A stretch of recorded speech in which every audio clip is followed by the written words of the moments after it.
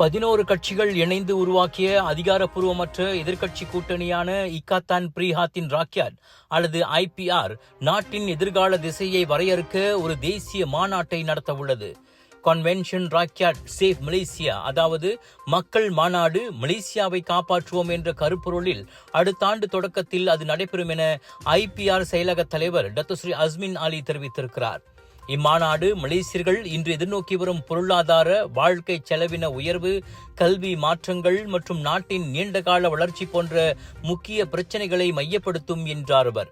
மாநாடு நடைபெறும் தேதி மற்றும் இடம் போன்ற தகவல்கள் வரும் வாரங்களில் வெளியிடப்படும் என எதிர்பார்க்கப்படுகிறது.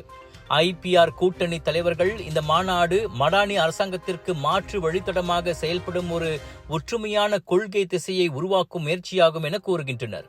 ஆனால் அரசியல் விமர்சகர்களோ இது ஒருங்கிணைந்த எதிர்க்கட்சியாக உருவெடுக்கக்கூடிய அறிகுறி என்றாலும் கூட்டணியின் நிலைத்தன்மை மற்றும் செயல்திறன் தான் இதன் விளைவுகளை தீர்மானிக்கும் என கூறுகின்றனர்.